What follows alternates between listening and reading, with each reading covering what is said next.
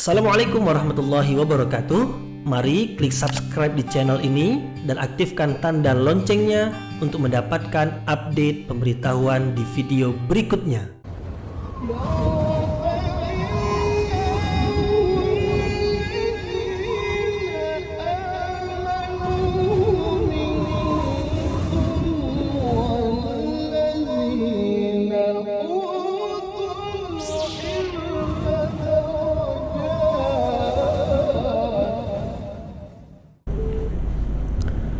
A'udzu billahi minasyaitonir rajim. Bismillahirrahmanirrahim. Assalamualaikum warahmatullahi wabarakatuh.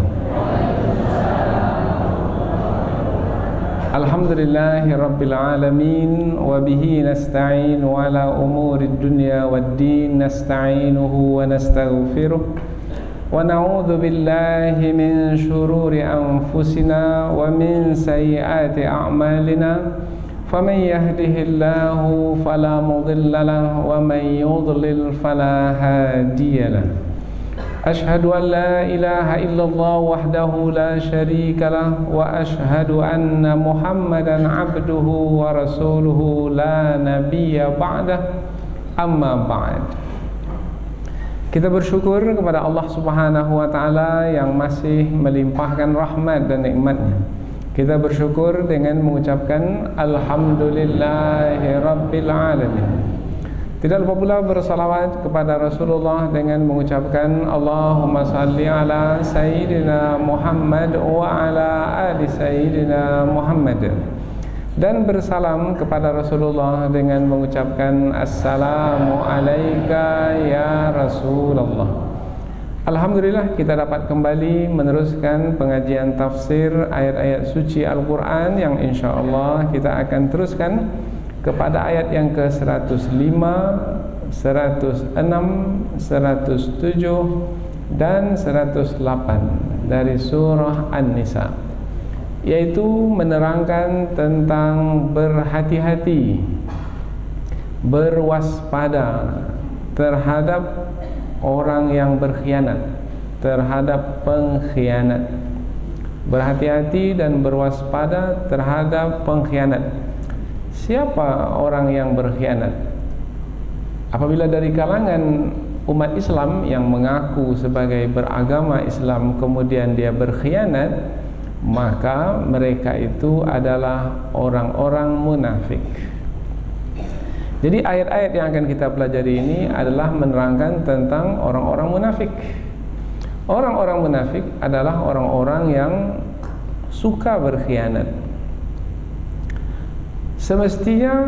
Semestinya jujur, benar. Semestinya apabila memang hak kita, hak kita. Apabila memang hak orang lain, hak orang lain. Jujur. Mestinya demikian. Tetapi orang munafik berkhianat. Hak orang lain pun ia inginkan sebagai haknya. Kemudian dia akan beritahukan bahwasanya hak orang lain itu adalah miliknya. Bahkan dengan kata yang lebih tegas, orang munafik itu berani mencuri. Kemudian apabila ketahuan ia mencuri, dia lemparkan bahwasanya bukan dia yang melakukan, orang lain yang melakukan. Bermakna dia telah berkhianat, dia sudah tidak berlaku jujur lagi. Nah, ayat ini menerangkan tentang orang munafik yang berkhianat. Nanti kita akan terangkan makna khianat dengan lebih terperinci. Ayat sebelum ini menerangkan tentang salat qasar, salat khauf. Mengapa salat qasar, salat khauf diterangkan sebelum ini? Sebabnya adalah sebelum itu menerangkan tentang berjihad dan berhijrah. Nah, pada waktu berjihad dalam perang, umat Islam dalam keadaan takut, sementara diperintahkan juga untuk salat, maka diringankanlah, yaitu dengan salat khauf. Berhijrah, perjalanan panjang, umat Islam berat apabila tetap juga salat biasa apabila menjalankan suatu musafir yang berat, perjalanan yang panjang, maka diringankan pula, yaitu dengan salat qasar. Ada salat khauf, ada salat qasar. Jadi ayat sebelum ini salat khauf, salat qasar, karena sebelumnya tentang jihad dan hijrah. Sebelumnya lagi sebenarnya tentang orang-orang munafik. Yaitu orang-orang munafik apabila diwajibkan jihad, berperang di jalan Allah, sudah kita terangkan sebelum ini. Bagaimana sikap mereka? Apakah segera pergi ke medan perang? Tidak. Sikap mereka berlambat-lambat. Bahkan kalau boleh tak pergi berjihad di jalan Allah. Sebab orang-orang munafik adalah orang-orang yang takut mati. Kemudian juga berhijrah. Orang-orang munafik tak mau berhijrah. Apa sebab? Sebab kalau berhijrah nanti mereka meninggalkan keluarga mereka, mereka meninggalkan harta benda mereka. Padahal hijrah pada masa Rasulullah dahulu adalah untuk membedakan orang-orang beriman dengan orang-orang kafir. Nah, mereka pula masih mengaku beriman tapi tak mau berhijrah. Maka mereka adalah orang-orang munafik. Jadi ayat ini kembali menerangkan tentang orang-orang munafik yang sebelum ini telah diterangkan. Kemudian antara ayat ini dengan ayat tentang orang munafik sebelum ini ada beberapa perkara yang diterangkan. Perkara itu sebenarnya adalah sebagai penjelasan-penjelasan, yang penjelasan tersebut diletakkan pada tempatnya sedemikian rupa sehingga kita ini merasa setiap kali menambah ayat Al-Quran maka kita melihatnya sebagai satu mata rantai yang antara satu dengan yang lain saling berkaitan. Nampak kaitannya seperti yang kita terangkan tadi. Jadi kembali sekarang ayat ini menerangkan tentang perkara yang utama sebelum ini, yaitu tentang orang-orang munafik. Lebih khusus di dalam ayat yang akan kita pelajari ini tentang orang-orang munafik yang berkhianat. Seperti apa pengkhianatan yang mereka lakukan? Nanti insyaAllah kita akan bahas melalui tafsirnya. Terlebih dahulu kita akan membaca ayat ini, kemudian nanti kita akan terjemahkan secara harfiah, kemudian kita berikan tafsir ringkas. Allah Subhanahu wa taala berfirman, A'udzu billahi minasyaitonir rajim. Bismillahirrahmanirrahim. Inna anzalna ilaikal kitaba bil haqq litahkuma bainan nasi bima arakallah wa la takun lil khainina khasima wastaghfirillah innallaha kana ghafurar rahima. ولا تجادل عن الذين يختانون أنفسهم إن الله لا يحب من كان خوانا أثيما يستخفون من الناس ولا يستخفون من الله وهو معهم إذ يبيتون ما لا يرضى من القول wa kana Allahu bima ya'maluna muhita. Allah berfirman, Inna anzalna ilaikal kitaba bil haqq. Sesungguhnya kami di sini adalah Allah, telah menurunkan kepadamu, mu di sini adalah Nabi Muhammad sallallahu alaihi wasallam, Alkitab, kitab suci yang dimaksudkan adalah Al-Quran, bil haqq, dengan kebenaran, litahkuma bainan nas, supaya kamu menetapkan hukum di antara manusia. Menetapkan hukum maknanya menetapkan hukum yang adil dengan kitab suci tersebut. Menetapkan hukum di antara manusia. Apabila ada manusia yang minta kepastian hukum, yaitu apabila berselisih mereka, siapa yang benar, siapa yang salah, maka kitab suci yang akan dijadikan sebagai pedoman untuk menetapkan siapa yang benar, siapa yang salah. Ini perintah kepada Rasulullah dan juga perintah kepada kita pada hari ini. Bukan berakhir dengan kewafatan Rasulullah, tetapi akan berterusan hingga ke hari ini, karena Al-Quran adalah kitab suci yang merupakan pedoman sepanjang masa sampai hari kiamat. Bima arakallah, dengan apa-apa yang Allah telah memperlihatkannya kepadamu melalui wahyu. Nanti kita akan bahas ini. Wala takun lil khainina khasima, dan janganlah kamu menjadi penentang orang-orang yang benar, orang-orang yang tidak bersalah, untuk lil khainin, untuk membela orang-orang yang berkhianat. Nanti kita akan terangkan peristiwa di sebalik sebab turun ayat ini supaya mudah kita memahaminya. Wastaghfirillah, dan mohon ampunlah kepada Allah. Innallaha kana ghafurar rahima, sesungguhnya Allah adalah Maha Pengampun lagi Maha Penyayang. Wala tujadil 'anil ladzina yakhtanuna anfusahum, dan janganlah kamu mendebat untuk membela orang-orang yang mengkhianati diri mereka. Innallaha la yuhibbu man kana khawanan athima, sesungguhnya Allah tidak mencintai atau tidak menyukai orang yang banyak melakukan pengkhianatan, selalu berkhianat. Dan juga Allah tidak menyukai orang yang selalu berbuat dosa. Yastakhfuna minan nas, mereka itu bersembunyi dari manusia. Wala yastakhfuna minallah, padahal mereka itu tidak dapat bersembunyi dari Allah. Apa sebab tidak dapat bersembunyi dari Allah? Wa huwa ma'ahum, dan Allah itu bersama dengan mereka. Bagaimana mereka mau bersembunyi dari Allah? Idh yubayyitun, yaitu ketika mereka itu pada malam hari membuat kesepakatan. Mala yarda minal qaul, apa-apa yang tidak Allah redai dari perkataan yang mereka sepakati. Apa ini permasalahannya? Nanti dalam kisah nanti akan dapat kita fahami. Wa kana Allah, dan adalah Allah, bima ya'malun, terhadap apa-apa yang mereka lakukan, muhita, maha menguasai. Itu terjemahan harfiah. Kita ulang terjemahan ini dari awal sekali lagi. Setelah itu kita akan terangkan peristiwa, salah satu peristiwa sebab turun ayat ini. Kemudian kita ulang sekali lagi terjemahan ayat ini supaya lebih nampak ayat ini kandungannya seperti apa sebenarnya. Setelah itu barulah kita pindah ke tafsir ayat.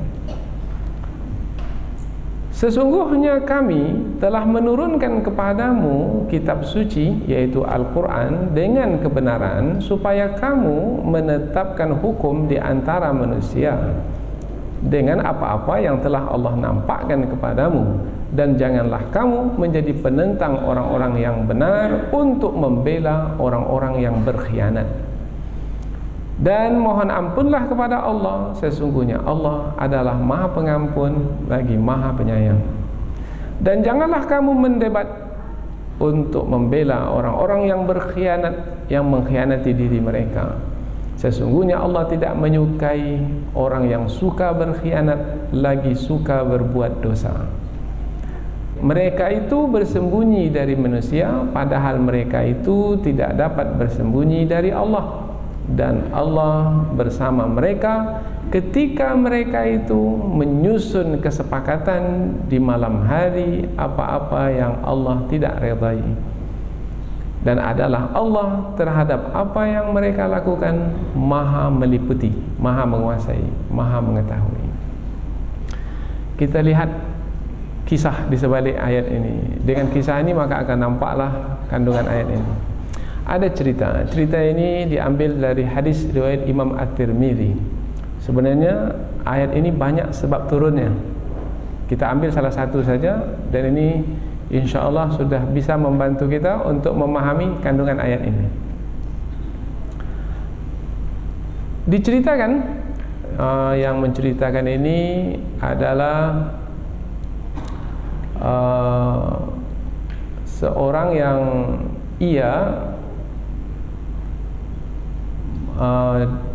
mengetahui tentang perkara yang berlaku tentang pencurian yang dilakukan oleh satu keluarga, yaitu dari keluarga Bani Ubayriq namanya. Ada keluarga namanya Bani Ubayriq.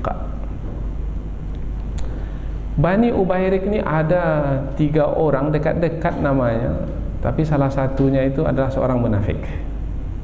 Namanya dekat-dekat. Yang satu namanya Bishr, yang satu lagi namanya Bushair, yang satu lagi namanya Mubashir. Ada 3 dekat-dekat. Ada Bishr, ada Bushair, ada Mubashir. Nah, yang kita sebut yang kedua itu Bushair ini adalah seorang munafik. Seorang munafik. Dia ini mencuri. Kemudian setelah dia curi, kemudian hasil curiannya itu diletakkannya di rumah orang lain, karena akan diketahui bahwasanya dia adalah yang mencuri. Supaya tidak ketahuan, cepat-cepat dia pindahkan barang curiannya itu ke rumah orang lain, yaitu seorang Yahudi. Akhirnya orang Yahudi itu menjadi korban, seakan-akan yang mencuri itu adalah orang Yahudi tersebut, padahal yang mencuri itu adalah si Bushair ini tadi, seorang munafik. Nah, dia berkhianat sebab dia tidak mau mengaku sebagai yang mencuri. Kemudian tadi ada Bishr, ada Bushair, ada Mubashir. Ini dari satu keluarga Ubayriq. Nah, keluarga Ubayriq ini datang kepada Rasulullah mengatakan, tak ada keluarga kami mencuri. Yang mencuri itu orang Yahudi itu. Coba pergi ke rumahnya, di rumahnya ada barang curian. Hampir saja Rasulullah akan memotong tangan orang Yahudi tersebut. Hampir saja. Kalau tidaklah turun ayat ini, niscaya akan terpotong tangan orang Yahudi. Padahal orang Yahudi itu tidak melakukan kesalahan apa-apa. Dia menjadi kambing hitam, menjadi korban. Nah, barang yang dicuri itu punya siapa? Barang yang dicuri itu punya Rifa'at namanya. Ada Rifa'ah bin Zaid. Nah, Rifa'ah ini dia membeli barang dari kafilah yang berdagang. Barang itu berupa makanan, kemudian juga ada berupa senjata, juga ada berupa baju besi. Kemudian dia letakkanlah di rumahnya. Rupanya yang 3 namanya dekat-dekat tadi, Bishr, Bushair, dan Mubashir. Yang satunya yang munafik itu yang nama Bushair, rupanya dia gali lubang, karena rupanya mereka ini bertetangga. Digali lubang dari rumahnya, kemudian sampai ke rumah Rifa'ah ini. Sampai ke rumah Rifa'ah, tepat berada di tempat barang simpanan itu yang baru dibeli oleh Rifa'ah itu, dicurinya, bawa ke rumahnya. Dan mereka ini Bishr, Bushair, dan Mubashir dari keluarga Bani Ubayriq ini adalah keluarga miskin. Sudahlah miskin, mencuri pula lagi. Miskin bermakna jarang ada asap di rumahnya mengepul. Pada malam itu tiba-tiba asap mengepul dari rumahnya. Karena orang miskin tahu ini malam-malam mengapa tiba ini. Maka Rifa'ah ini punya kemenakan. Disampaikannya kepada keponakannya, wahai kemenakanku, ini barang kita hilang ini. Kata Rifa'ah, siapa agaknya? Coba cari-carilah siapa. Kemudian kemenakannya menengok, ini dah berkepul asap ini dari rumah tetangga kita ini. Mungkin dialah ini yang mengambil. Kemudian dia pun mengadu kepada Rasulullah. Lihat, si kemenakan Rifa'ah ini mengadu kepada kepada Rasulullah. Maka Rasulullah pun marahlah kepadanya. Apa sebab? Mana bukti kamu menuduh bahwasanya yang dimasaknya itu adalah barang pamanmu yang dicuri itu. Kalau kamu tak punya bukti, jangan menuduh-nuduh. Kemudian orang yang dituduh itu pula, karena disebut tadi munafik, bermakna dia menunjukkan diri sebagai orang baik, sebagai orang taat. Orang munafik kan begitu, menunjukkan diri sebagai orang baik, tapi sebenarnya tidak. Maka Nabi mengatakan, mengapa kamu tuduh orang baik itu? Nah, karena Nabi tak tahu perkara yang sebenarnya. Mana Nabi tahu? Nabi mengetahui perkara yang zahir, kecuali kalau Allah memberitahukan kepada Nabi, barulah Nabi tahu perkara yang sebenarnya. Kemudian Nabi marahlah kepada kemenakan Rifa'ah ini. Mengapa kamu tuduh-tuduh sembarang orang? Kemudian karena sudah ada tuduhan kepada Busyair ini, ini bisa kena saya ini, kita ini, kata Busyair. Maka cepat-cepat dipindahkannya barang curiannya itu ke rumah Yahudi, seperti yang kita sebut tadi. Berarti betul ya, betul tuduhan anak paman Rifa'ah itu. Tetapi dia tak punya bukti. Buktinya apa menuduh? Hanya asap mengepul saja. Tak cukup asap mengepul. Cepat-cepat dia pindahkan. Nah, apabila dipindahkan, maka berarti barang sudah tak ada lagi. Berarti kalau dicari pun ke rumahnya tak ada bukti. Malah bukti itu ada di rumah orang Yahudi itu. Orang Yahudi itu tak bersalah. Kemudian si keluarga Busyair ini mengadu kepada Rasulullah. Ya Rasulullah, kami ini bukan orang yang mencuri. Memang kami ini miskin, tapi kami bukan orang yang mencuri. Kami tidak suka kami dituduh sebagai orang yang mencuri, padahal memang mencuri.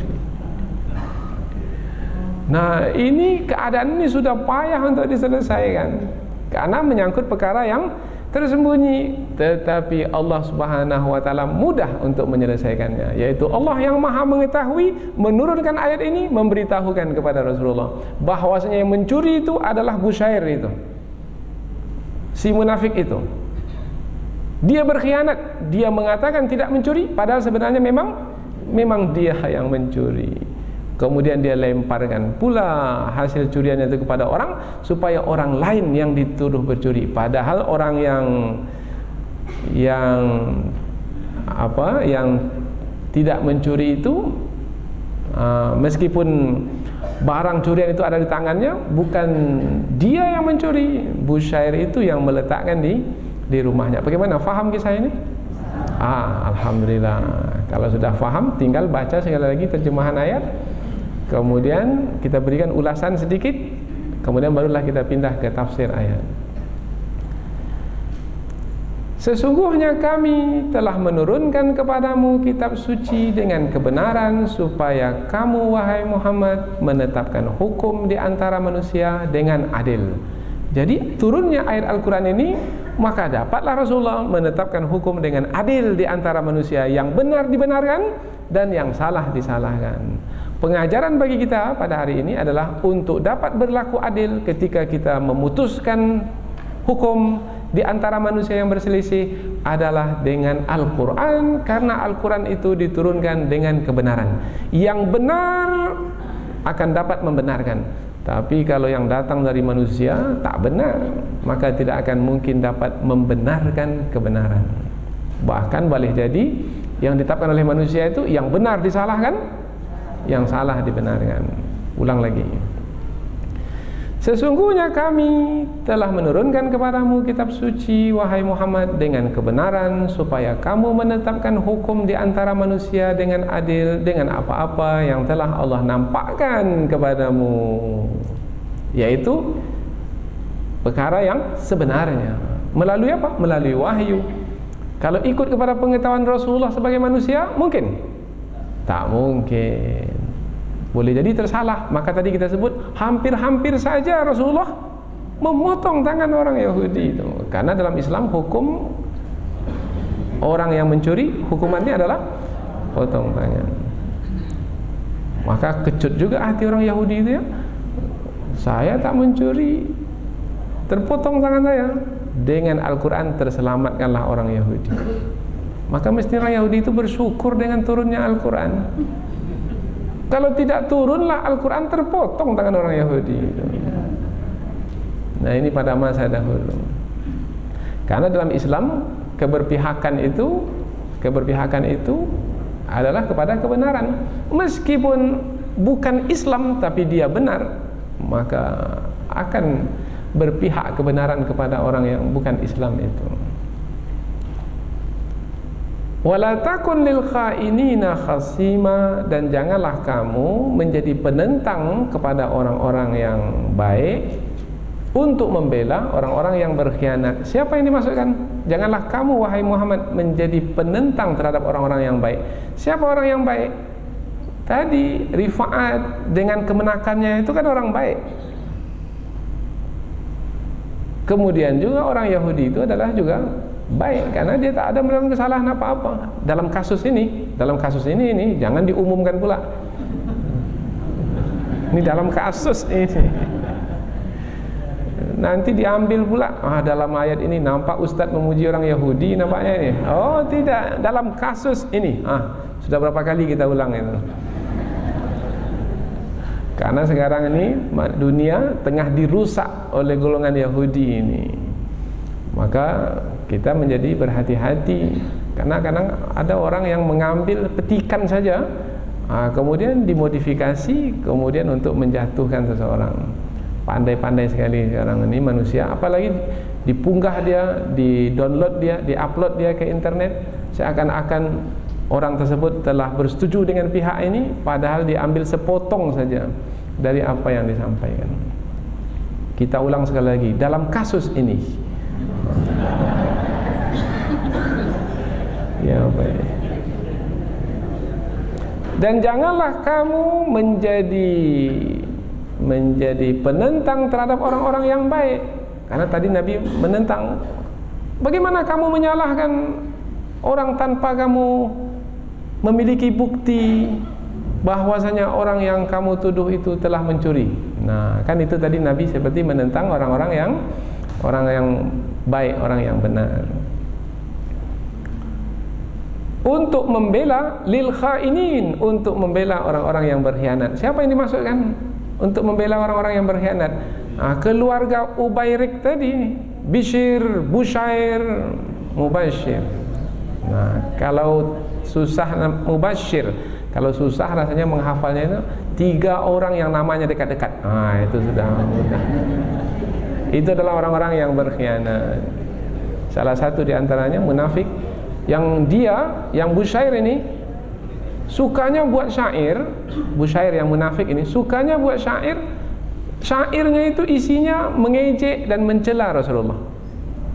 Itu Bushair, munafik. Dia mengaku juga sebagai muslim, sebagai seorang muslim, seorang Islam, tapi dia mengejek Rasulullah. Jadi mengejek Rasulullah sudah ada sejak zaman Rasul ya? Jadi bukan sekarang saja. Bahkan bukan dari musuh Islam, dari orang munafik sendiri, dari kalangan mengaku sebagai umat Islam. Wastaghfirillah, dan mohon ampunlah kepada Allah. Maknanya di sini Allah memerintahkan Rasulullah supaya memohon ampun karena tadi sudah tersalah.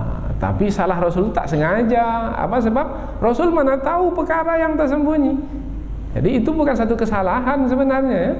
Bukan satu kesalahan karena Rasulullah tidak mengetahui. Setelah Allah beritahu, oh rupanya tersalah. Rupanya kemenakannya Rifa'at itu memang betul sebenarnya, cuma karena bukti yang nyata itu. Maka mohon ampunlah kepada Allah. Nanti ada tafsirnya lagi. Innallaha kana ghafurar rahima, sesungguhnya Allah Maha Pengampun lagi Maha Penyayang.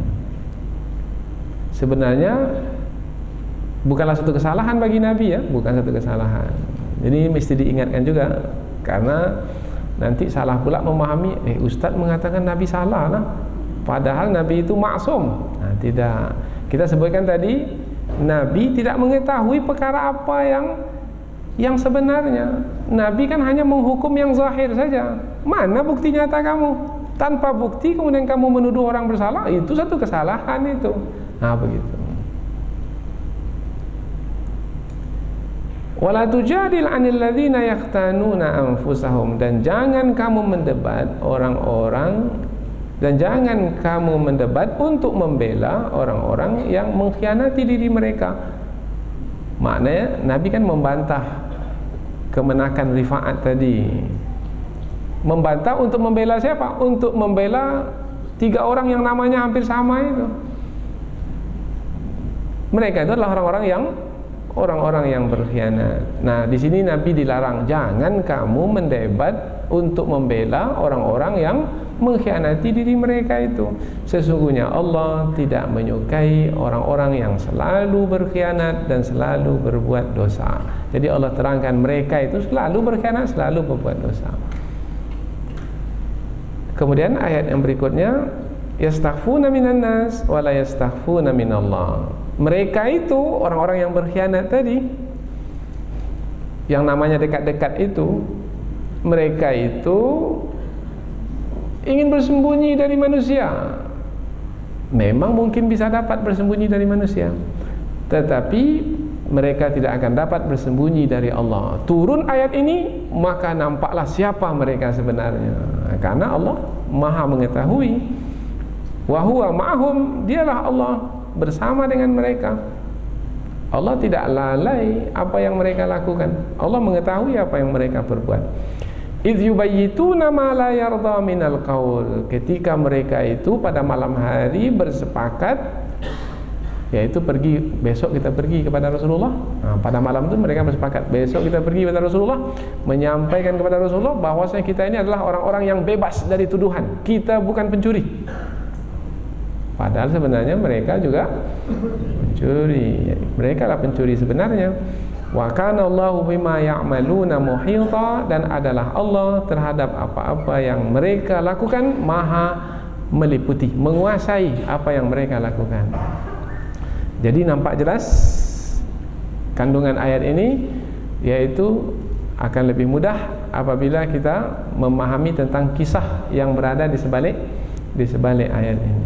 Jadi ayat ini menerangkan tentang pentingnya berpegang kepada Al-Quran yang merupakan kebenaran untuk menetapkan hukum di antara manusia, sehingga dengan Al-Quran tersebut insya-Allah kita akan dapat menetapkan yang benar itu benar dan yang salah itu salah. Akhirnya tertegakkanlah keadilan di tengah manusia. Ada orang yang berkhianat, memang ada orang yang berkhianat, yaitu orang yang mengatakan dirinya benar padahal salah.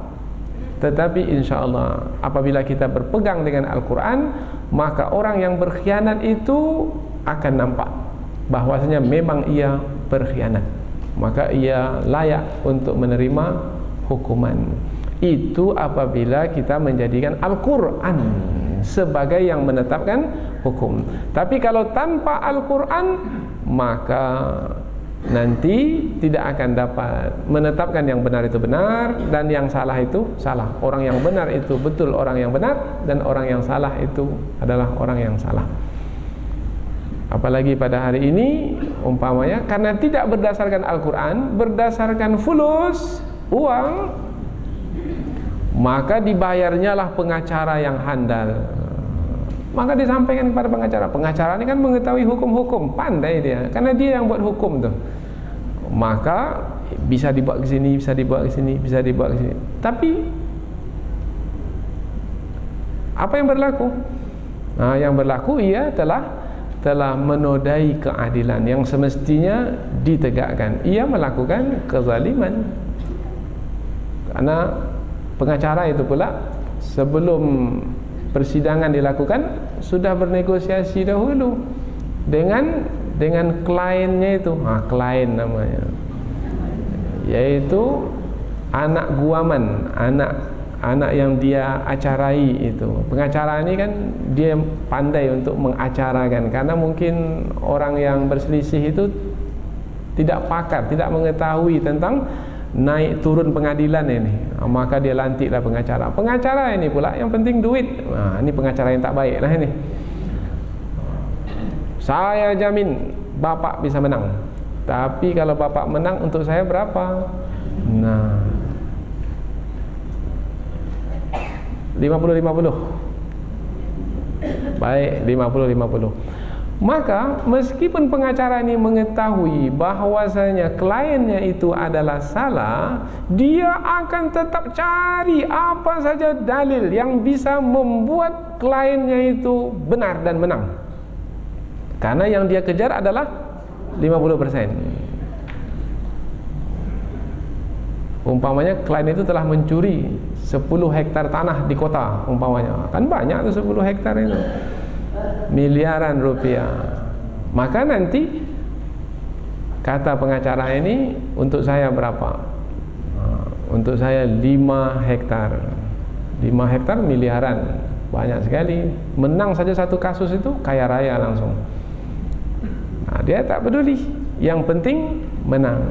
Orang yang seperti ini bermakna dia telah berpihak kepada orang-orang yang berkhianat, dan dia tahu bahwasanya kliennya itu adalah berbohong, berdusta. Jadi di dalam ayat ini yang kita bahas ini adalah dalil yang terang, dalil yang jelas, haram hukumnya bagi pengacara untuk membela orang yang salah.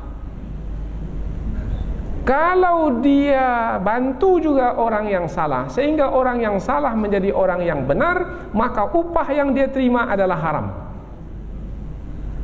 hasil pembohongan. Lalu pengacara hanya boleh membantu orang yang benar saja. Orang yang salah tak boleh dibantu. Jadi kalau ada orang yang salah, nampak dia sudah salah, oh minta maaf. Awal-awal nampak dia benar, tapi terbukti salah. Oh minta maaf, sampai di sini sajalah saya membantu, karena saya tak mau masuk neraka bersama dengan kamu. Terus terang. Itu pengacara Muslim yang sebenarnya, karena sudah mengaji pengajian di Masjid Agung.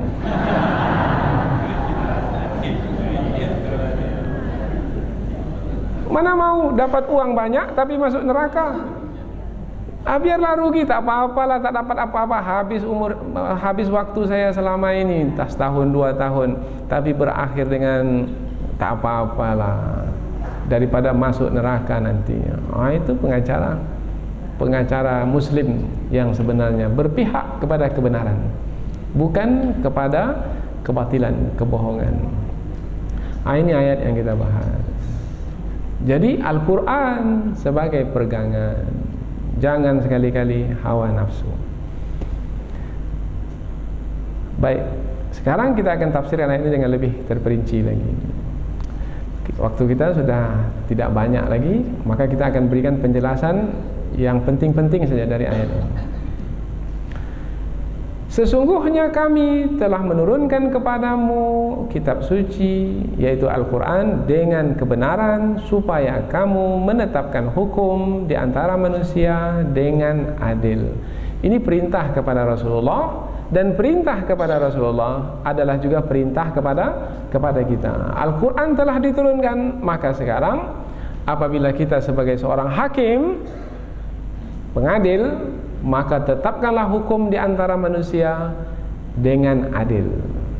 Yang benar-benarkan, yang salah-salahkan. Meskipun yang salah itu adalah keluarga kita sendiri, salahkan.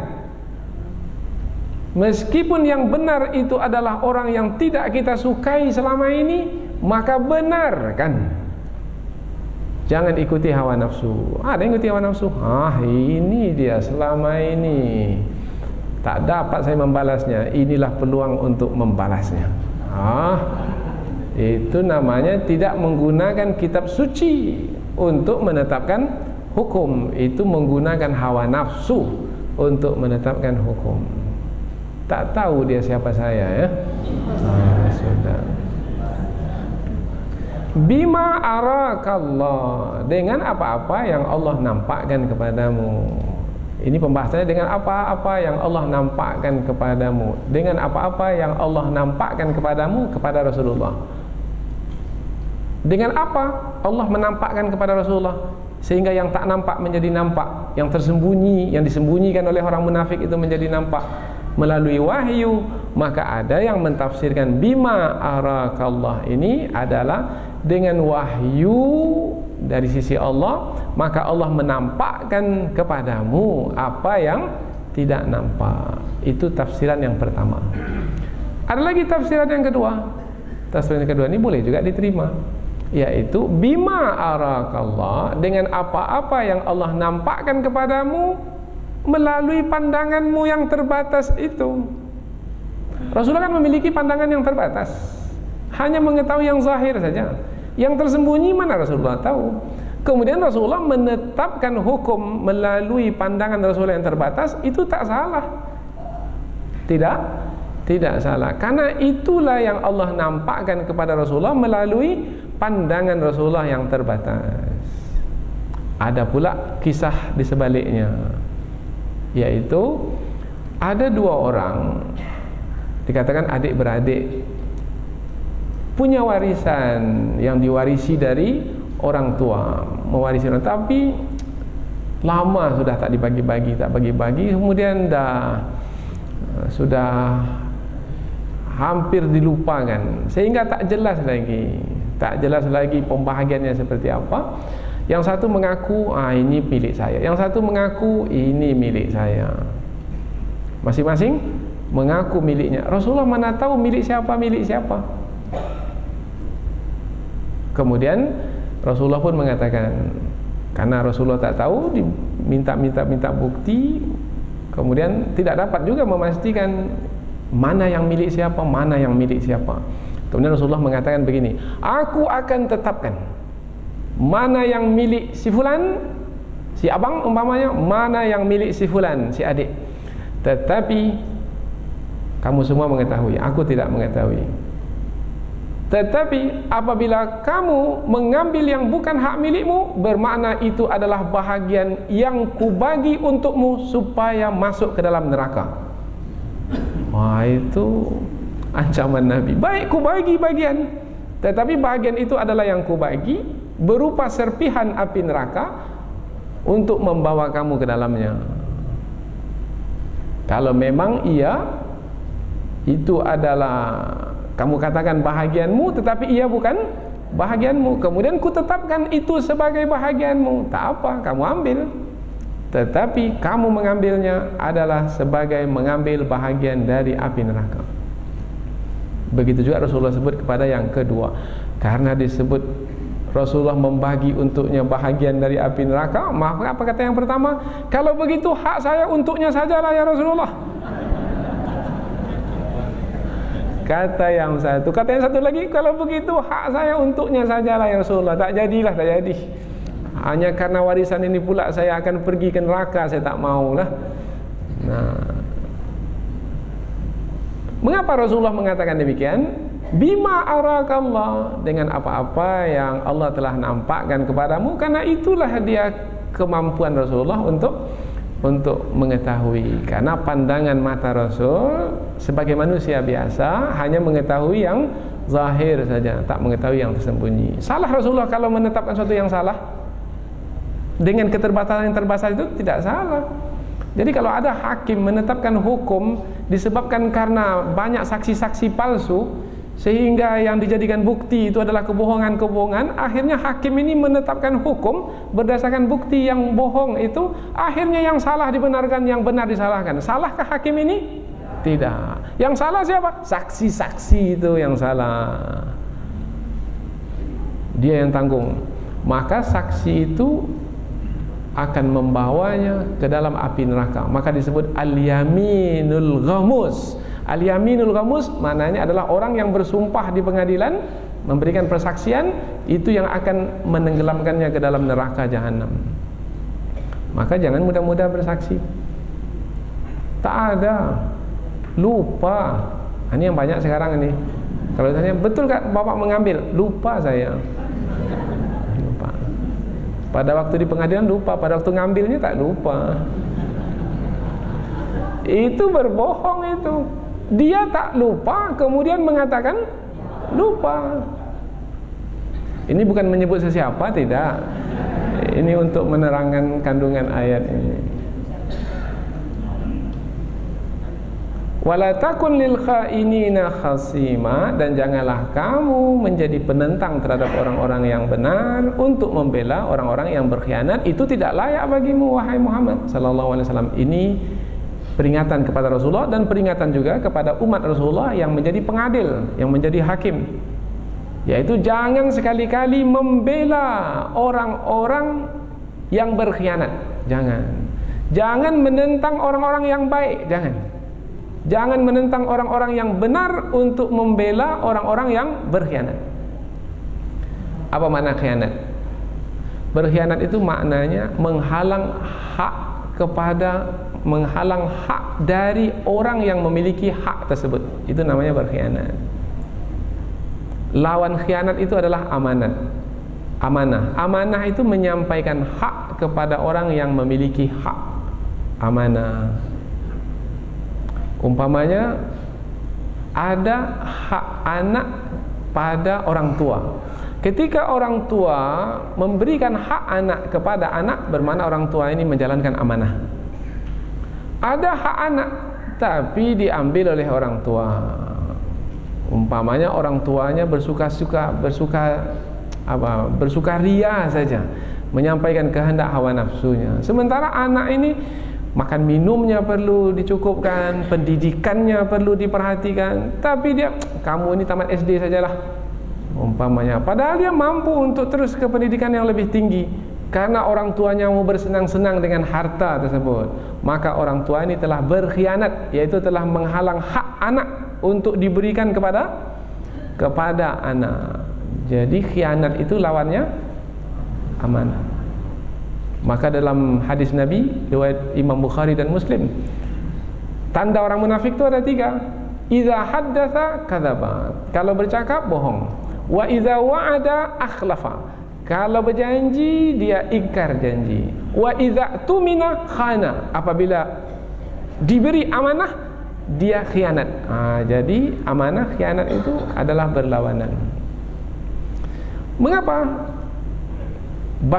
Bushair dan Mubashir tadi disebut orang-orang yang berkhianat? Sebab mereka tahu mereka adalah orang-orang yang mencuri sebenarnya. Kemudian mereka pula mengatakan tidak sebagai yang mencuri. Orang lain pula yang dituduhnya sebagai mencuri. Wastaghfirillah, dan mohon ampunlah kepada Allah. Innallaha kana ghafurar rahima, sesungguhnya Allah Maha Pengampun lagi Maha Penyayang. Jangan fahami ketika Allah memerintahkan Rasulullah wastaghfirillah dan mohon ampunlah kepada Allah, ini bukti Rasulullah bersalah. Tidak, sebab Rasulullah itu maksum, dipelihara dari kesalahan. Lalu bagaimana makna wastaghfirillah ini? Ini sebagai menerangkan bahwasanya mohon ampun kepada Allah atas kesilapan yang diketahui melalui pengetahuan yang terbatas itu. Dan ini tidak berlaku ya. Apa sebab? Sebab ayat ini telah turun sehingga tidak berlaku kesilapan. Karena sebelum Rasulullah menetapkan hukum, ayat telah turun terlebih dahulu untuk membetulkan keadaan. Lalu wastaghfirillah di sini adalah untuk memberikan pengajaran kepada hakim-hakim yang datang kemudian, yang menetapkan hukum. Minta ampun kepada Allah wahai hakim apabila telah menetapkan hukum dengan salah. Saya tahu dia itu benar, tetapi karena itu panjang, tapi karena itu tuh. Tetapi karena, maka tak bisa saya berbuat apa-apa, terpaksa saya menetapkannya. Dah. Apalagi umpamanya memang juga menetapkan hukuman kepada orang yang bersalah. Sebenarnya dia ini 10 tahun penjara ini sebenarnya. Tetapi karena Tak tahu mungkin desakan kan, tak apalah, akhirnya dikurangkan jadi 6 bulan penjara saja. Basa-basi saja. Maka wahai hakim, istaghfirillah, minta ampunlah kepada Allah. Maka di dalam hadis Nabi disebutkan hakim itu ada 3, 2 masuk neraka, 1 yang masuk surga. Nah, ini berat ini jadi hakim ini. Jangan bangga-bangga jadi hakim lagi. 2/3 kaki itu sudah di neraka itu. Tinggal 1/3 saja lagi di surga. Siapa yang di neraka? Yang di neraka itu adalah dia tak tahu, kemudian menetapkan hukum dengan tidak tahu di neraka. Mengapa tak tahu? Kalau tak tahu jangan jadi hakim.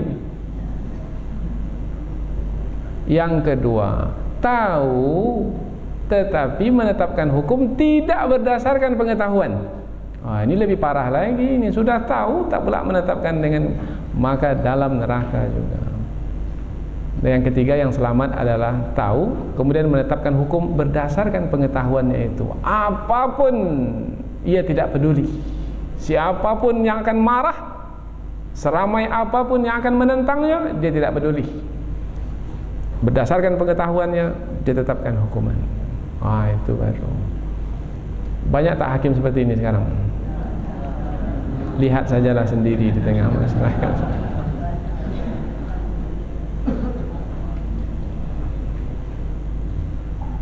Wala tujadil 'anil ladzina yakhtanuna anfusahum innallaha la yuhibbu man kana khawanan atsima. Dan janganlah kamu berdebat untuk membela orang-orang yang berkhianat, yang mengkhianati diri mereka. Nah, orang yang berkhianat itu sebenarnya bukan mengkhianati orang lain pada hakikat sebenarnya.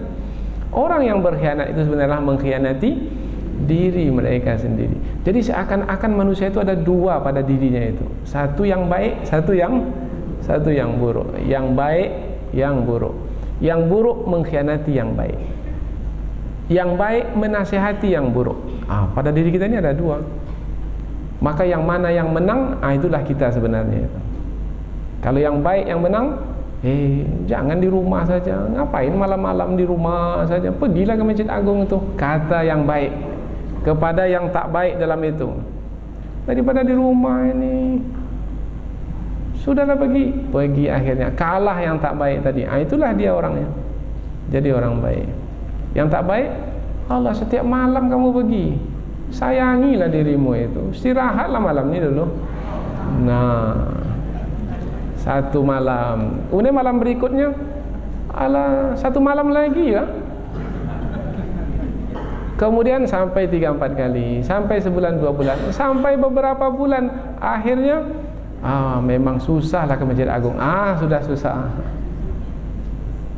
Akhirnya itulah dia dirinya, yaitu dirinya yang tidak baik telah mengalahkan dirinya yang baik. Begitu juga dalam ayat ini, yakhtanuna anfusahum, maknanya mereka mengkhianati diri mereka sendiri. Apa maksudnya itu? Yaitu yang baik, sifat-sifat yang baik pada diri mereka itu dapat dikalahkan, dikhianati oleh sifat-sifat yang buruk pada diri mereka. Sesungguhnya Allah tidak menyukai orang-orang yang selalu berkhianat dan selalu berbuat dosa. Setiap pengkhianatan adalah dosa. Nah, Allah sebut di sini khawanan atsima, 2 sifat bergandengan, dekat-dekat dalam bentuk mubalaghah, bersangatan, mana yang menerangkan bahwasanya hilanglah cinta Allah kepada seseorang yang selalu berkhianat dan selalu berdosa. Jadi jangan harapkan Allah akan mencintainya. Tidak. Kalau Allah tidak mencintainya, lalu Allah lawan cinta apa? Murka. Allah akan murka kepadanya. Allah akan benci kepadanya. Ayat berikutnya penutup pembahasan. Mereka itu bersembunyi dari manusia dengan berbohong, dengan berdusta seperti tadi, atau dengan melempar, dengan memindahkan barang curian itu ke rumah orang lain. Mereka coba untuk menyembunyikan diri mereka. Lempar batu Sembunyi tangan. Ini bahasa apanya? Wala yastakhfuna minallah, dan mereka itu padahal mereka itu tidak dapat bersembunyi dari Allah. Siapa yang dapat bersembunyi dari Allah? Allah itu Maha mengetahui. Jadi apabila tidak ada bukti dari manusia didapatkan, tapi bukti dari Allah bisa didapatkan apabila Allah menerangkan, menjelaskan. Bukti dari Allah itu terang, jelas.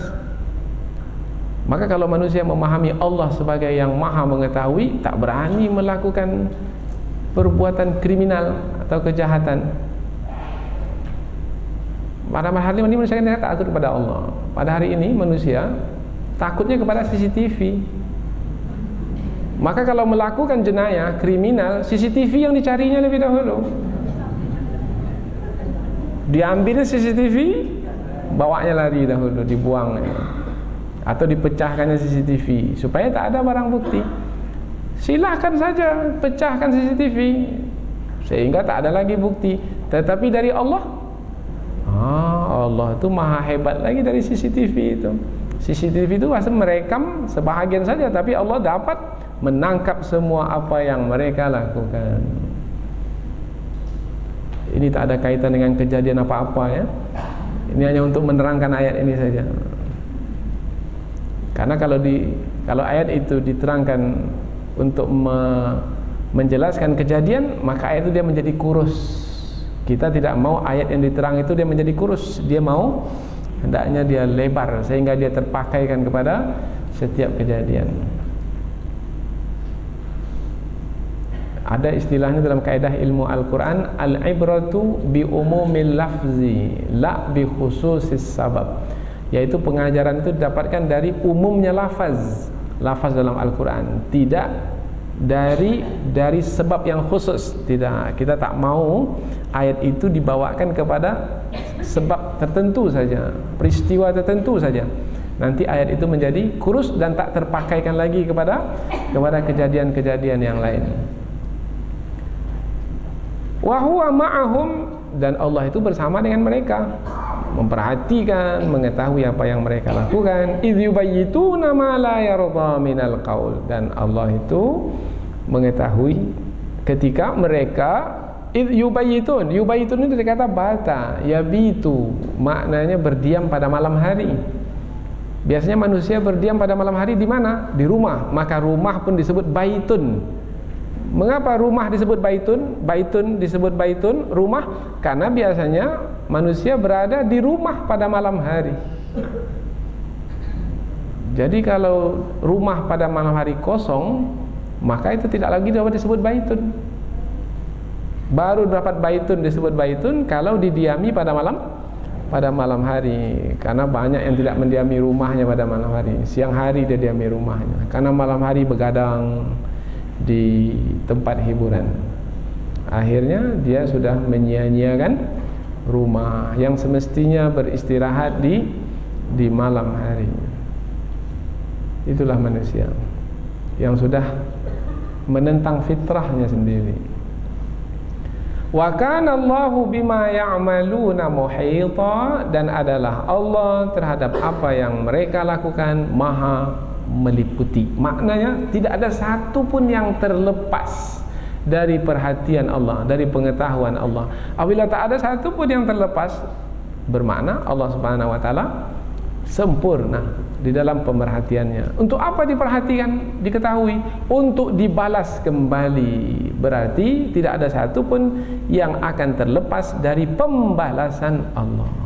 Apabila demikian, bermakna ayat ini adalah ayat ancaman supaya manusia jangan sekali-kali berkhianat seperti yang dilakukan oleh orang-orang munafik, sehingga berani berbohong ketika mengambil hak orang lain.